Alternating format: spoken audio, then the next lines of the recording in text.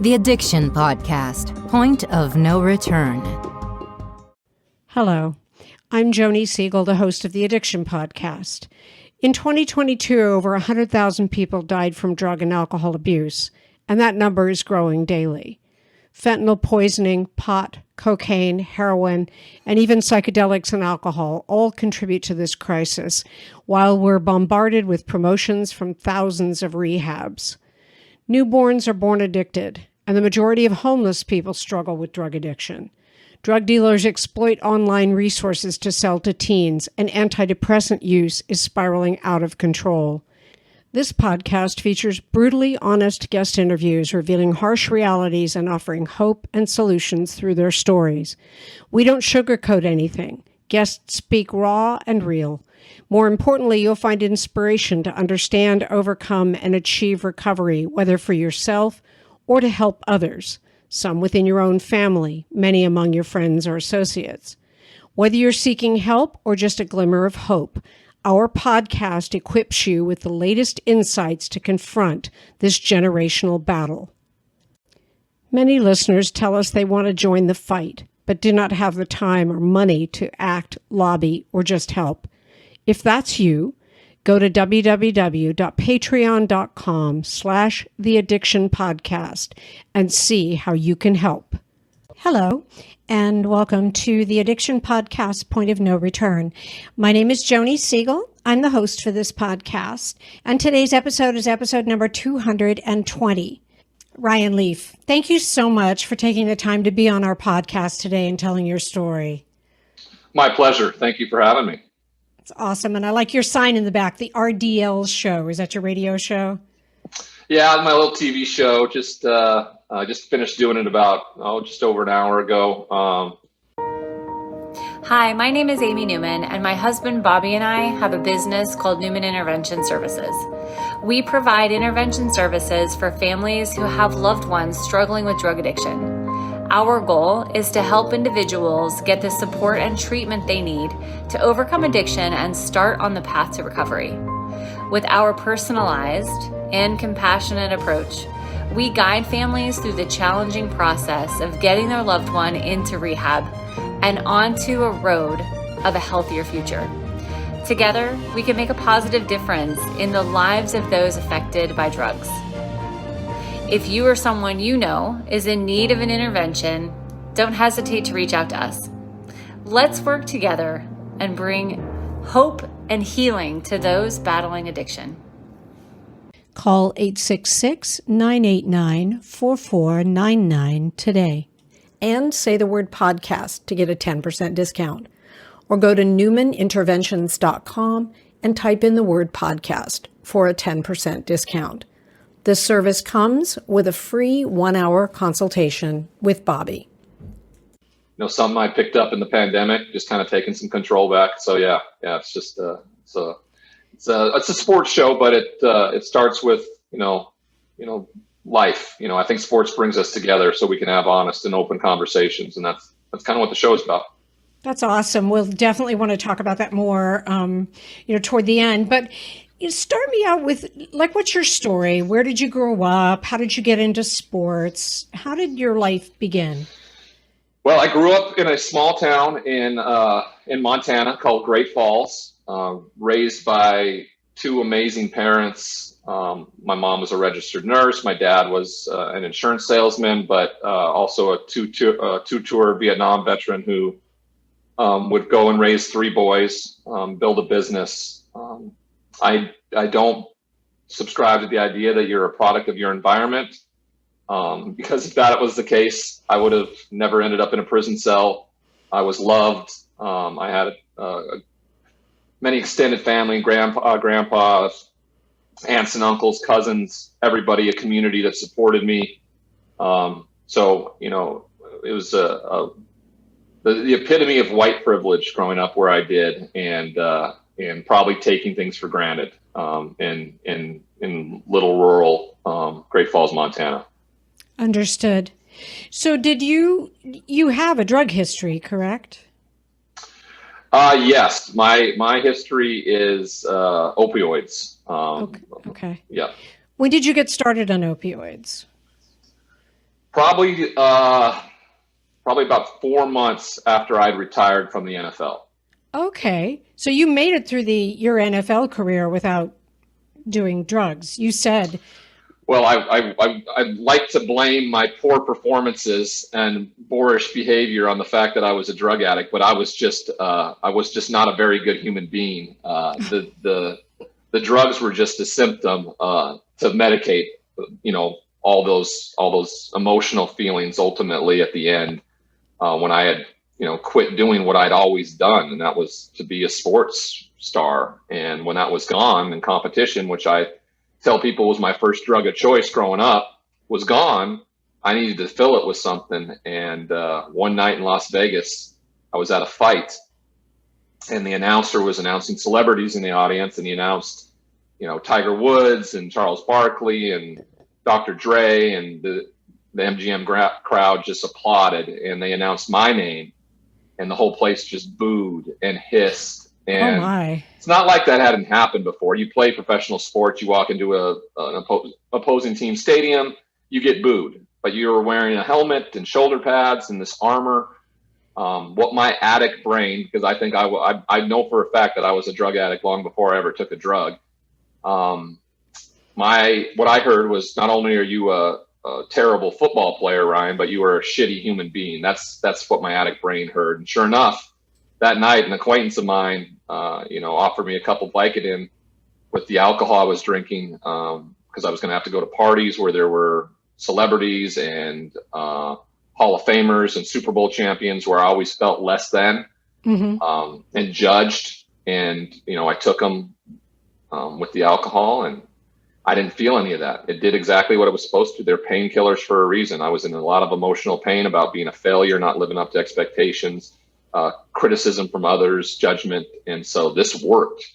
And it would start that night, about an 8-year run of just always trying to chase that feeling. It wasn't the first time I'd been introduced to it. I've had multiple surgeries, 15 to be exact, over the process of my career. And after every surgery, I was given this opioid medication to help me get back in rehab. And so I never abused it, but I knew it worked, right? I knew what it did. It took away my acute physical pain. And in this moment in Las Vegas, I had been, I think, begging to be numb for a long time. And that's exactly what it did. It killed my pain, my emotional pain. So I just started self-medicating. I didn't seek help or understand what I was doing. I kind of looked at what I was doing was the right thing, the wrong way, I guess. Going to doctors, telling them I was in pain because, I guess essentially I was in some sort of physical pain. I got beat up for a living until, of course, as anything, it runs its course and you become a junkie.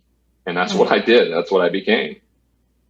And so when you became a junkie, as you put it, what was the point? And it was just primarily opioids. Was it Vicodin, or did you move on to something else?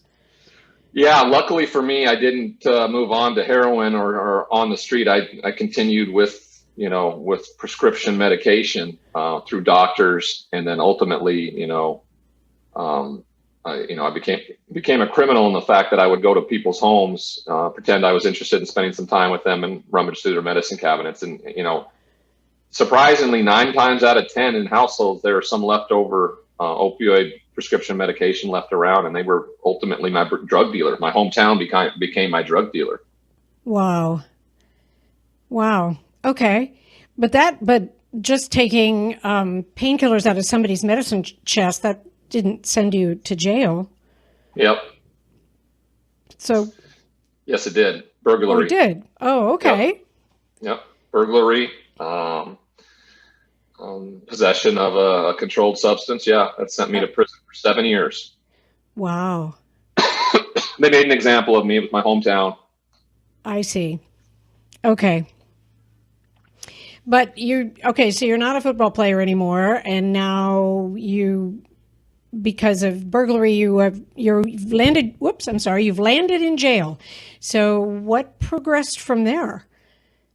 Nothing. It was a perfect showcase of that. I was the issue, right? The substance was removed from my system when I was arrested, but I was as miserable and angry and judgmental as I'd ever been. So clearly I was still the problem. I am a drug addict without the drugs still, and I had to change that. But I wasn't willing to, and nothing changed for probably 26 months of the 32 months I was in prison. I laid around. I didn't go outside. I ballooned up to like 325 pounds. Wow. Was about to stroke out from high blood pressure. Was as miserable as you could imagine in terms of what I thought my future was, or what I could offer anybody or anything. I pushed away everybody that had ever loved me. I mean, it was the most, and I wasn't using. That showed that it was the substance was a byproduct. The real problem was my mental health and how I lived my life. Exactly. That's what we've said many times on the podcast, is that the drugs or alcohol are the solution to the problem. They're not the problem. Yeah, no.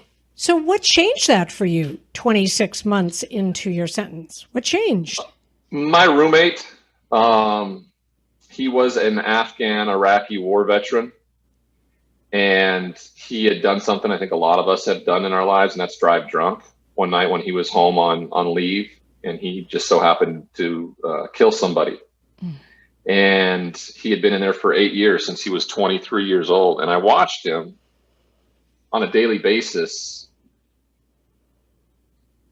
not be resolute with who people believed he was or saw him. And he tried to make positive changes. He had made amends for what he'd done. He had forgiven himself, and he tried to better himself every day in prison. And that kind of person stood out, because everybody else in prison is not trying to better themselves. They're trying to just maintain. And that usually means to just continue with what and who they were on the outside. In my case, I wasn't doing anything. I was just laying in bed, self-loathing, angry, all those things. And I guess finally one day he kind of had enough of my attitude, and he felt comfortable enough to confront me. And he suggested that we go down. Well, first he said, get your head out of your ass. You don't understand the value that you have, not only for the men in here, but for when you get out. Because Ryan, you're going to get out at some point. I may never. So we're going to go down to the prison library and help people who don't know how to read learn how to read. And I can't tell you why I did it. I've had many of those come to Jesus moments from mentors, family, coaches, and I just literally, had told them to all fuck off. I got this. And maybe because the substance had been out of my system for 26 months, I didn't use while I was in prison. And I acquiesced. I mean, not without begrudgingly. I remember still walking down the hall in my red jumpsuit thinking, this is stupid. This isn't going to help me. Doesn't he know how important I am?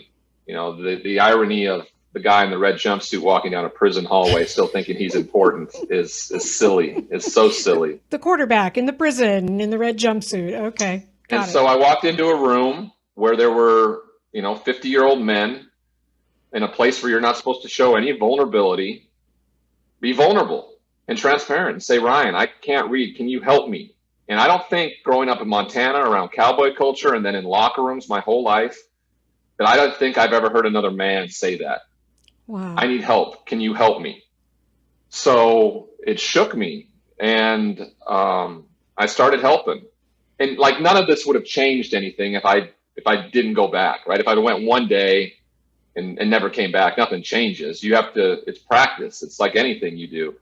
So I started going back, and a week passed, and then 2 weeks, and then a month. And I realized I was more personable. I was talking to my family on the phone. I was sleeping better. And what I came to realize is that I was being of service to another human being for the first time in my life. I used to think what I did on Saturdays and Sundays, playing that silly game, was how I was of service to others. What a silly concept. But here were two men in the most awful place you can imagine, dealing with an adverse situation, helping one another get through it by being vulnerable and transparent. Isn't that exactly what AA is? You are listening to the Addiction Podcast, Point of No Return. For more information on the podcast, or to reach out if you have a story you would like to share with us, go to our Facebook page by the same name, or you can email us at theaddictionpodcast@yahoo.com, or go to our website, theaddictionpodcast.com, or call us at 727-314-7080. And please remember to subscribe to our podcast wherever you listen to podcasts and give us a 5-star review. It just was in a different form of a fellowship. And so that was the start. Before I knew it, I was now the TA for the substance abuse counselor, and I knew that this was going to have to be at the foundation of who I was when I got out, or like nothing was going to change, nothing at all. I know my pattern of behavior. I needed to make it about somebody else and never about me again. And so that was what it was when I walked out of prison, December 3rd, 2014. Only 2 people there to pick me up were my mom and dad. I burned bridges everywhere else. Everybody else had left me, and didn't have any money, didn't have any prospects, didn't have anything. My credit score was like 500, but I had hope. And at the time, I didn't realize where that hope was coming from. It was coming from what I had done in prison, but I knew I had to continue with it, and that's where it started. I had nothing ahead of me. I just had this hope that had filled me up because of the service I was doing while in prison. Well, I think that's an amazing story, and I think that the ability to help another person is so huge that it's huge. And I'm sorry for evaluating for you, but you had that. You had helped people. I can just imagine teaching someone like that how to read. You can't exist. Well, you take it for granted. Yeah, you take it for Yeah. granted too. Because I was going through the process, and I'm like, it just felt so simple growing up, and being educated and learning how to read and everything like that. I'm then teaching somebody who's lived their whole life and figured out a way to get through it without the ability to do so, Yep. and how to manipulate all that stuff. It was fascinating to come from it from that angle, and it was very rewarding. It was very rewarding. I can imagine. And it's interesting. You remind me of a friend of ours who was working on some sort of a project, and he was going into prisons, and he was asking the wardens if there was any common denominator of the a common denominator of the people who were on death row or who were there for life. And one for one, it was that they couldn't read. Yeah. It's amazing that happens, but you take it for granted, and you don't understand how blessed you are to have had and been educated the way I was. Like I said, it gives you perspective. Now when I hear people complain, we'll be out on the golf course, and I'll hear somebody complaining about how long the round's taking, and I'll say something, and I know it will be shocking. I'm like, it could be worse. And they're like, I don't know how worse it could be. And I'm like, well, you could be in prison. And they just stop in their tracks, and they're like, and they look at me, and they kind of do a double take, and I go, oh, that's Ryan Leaf. Yeah. He was in prison. This is okay. I don't know what to say here. And I get a chuckle out of it, because my perspective has totally shifted. Like there's nothing ever that could put me in a place where I'm like, this is awful. I cannot believe what an egregious act is being perpetrated on me right now. There's just nothing that can do that because of my perspective. Wow. That's such a major life switch, because I talk to you now, and I can't imagine the Ryan that was the way you were before then. You know what I mean?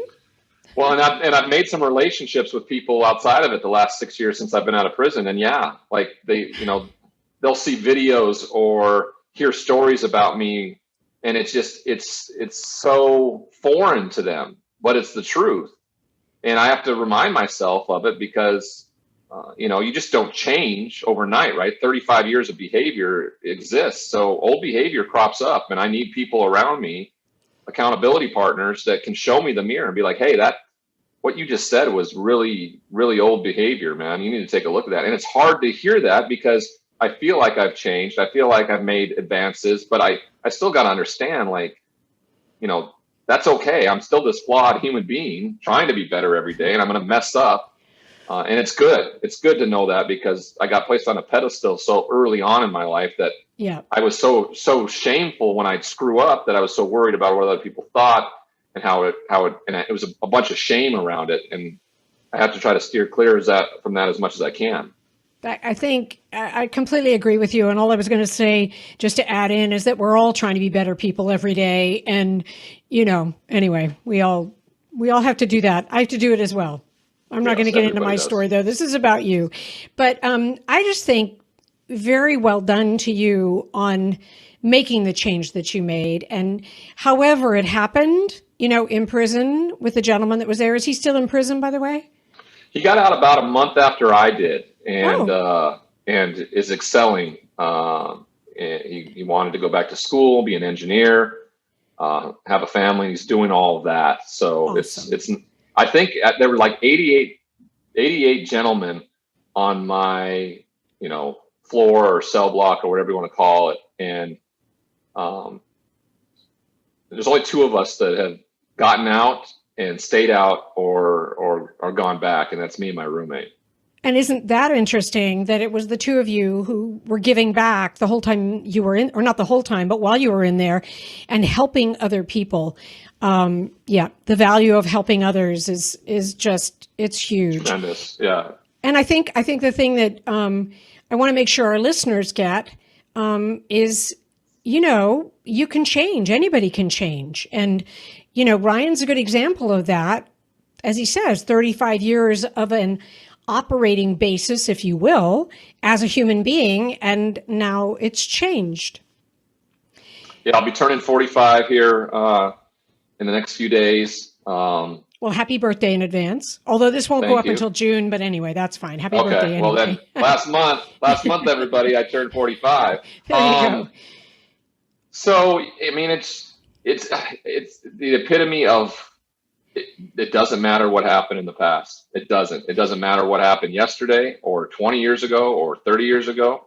All that matters is what you're doing today. And you can try to be the best possible version of yourself, and you may not live up to it, and you'll lay your head down and make amends and you're open-minded and have self-awareness around it, and try to do better the next day. That's the simplistic version of our programming now. As human beings, we make things as so complicated when you can break it down to something that simple. And sometimes we have to break it down to minute by minute. You add up 60 of them, and there's an hour goes by before the day is over, and all of it. But I know tonight, if I do what I did yesterday and continue to do what I'm doing today, I'm going to lay my head down and feel peaceful and unchaotic, and press repeat tomorrow morning. Awesome. So tell us what you're doing now. A lot of things. Show. Yeah, I wear a lot of hats. When I got out of prison and I went to treatment, I didn't want to be in the public eye ever again. I thought that was the problem. Of course, I still was looking for answers of why and all these things. When the answer is looking at you in the mirror every single day, it's you.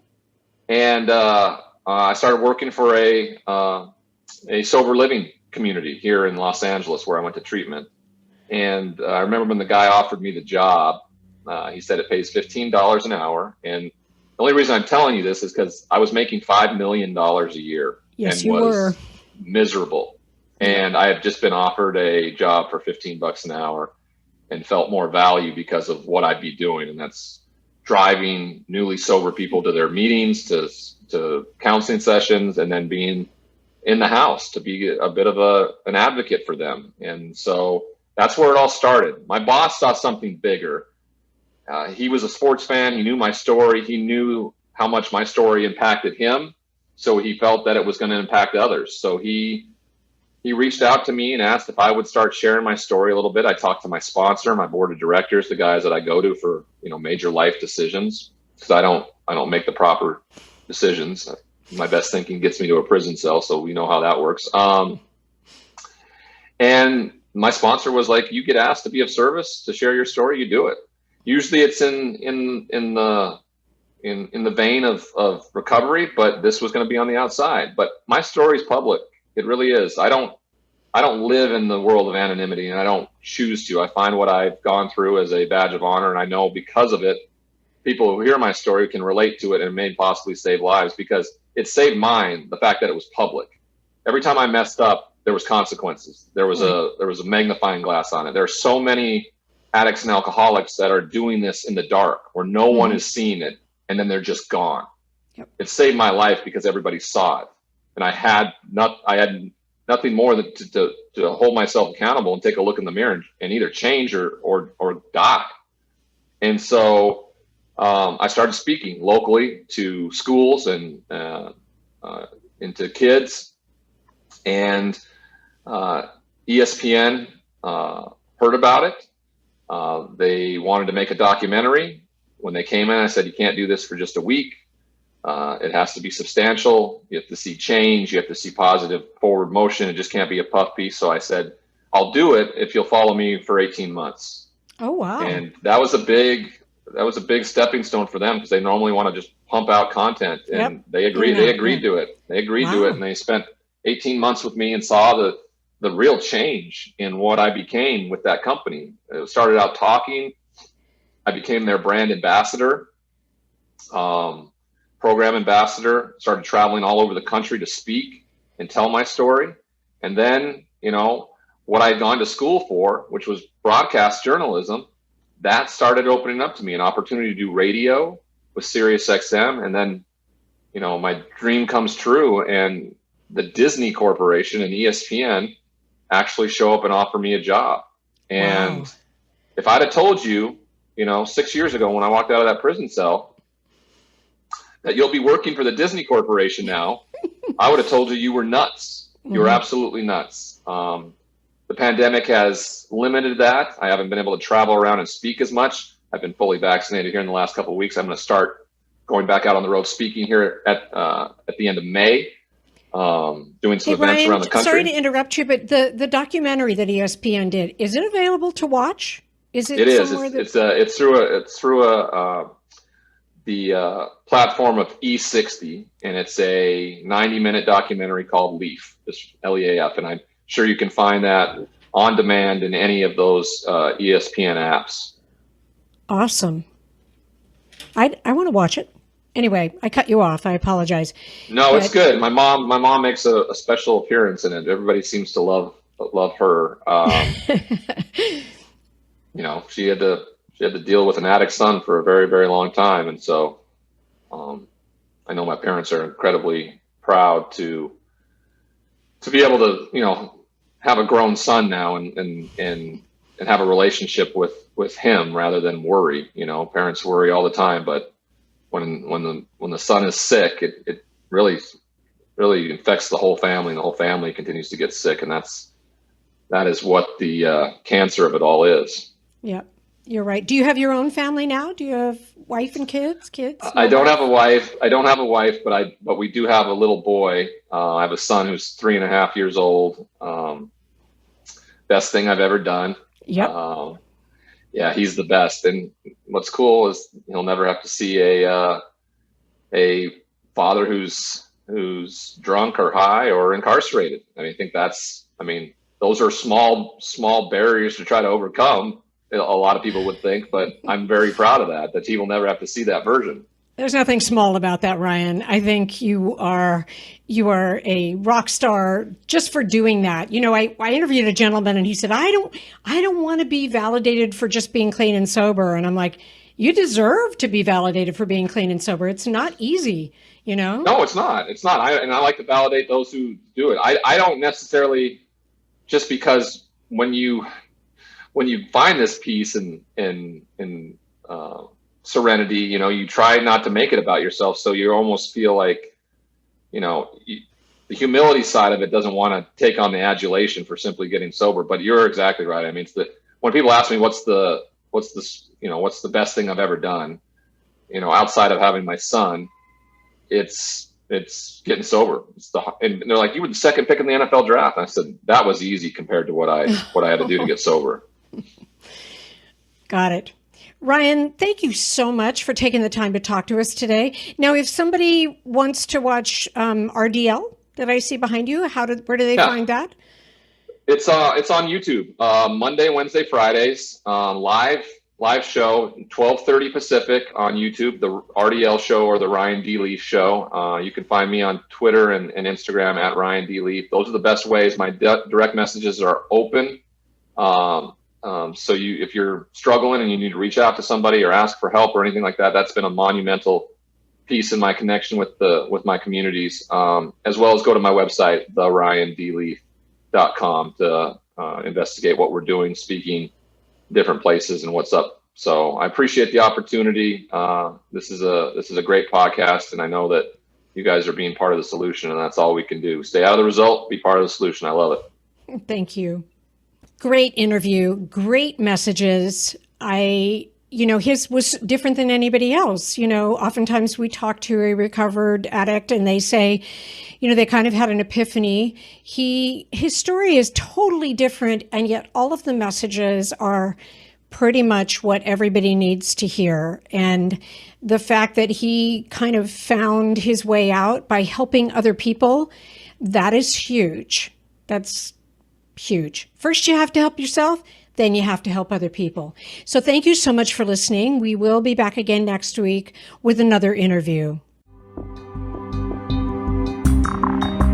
You have been listening to the Addiction Podcast, Point of No Return. For more information, reach out to us on Facebook or go to www.theaddictionpodcast.com.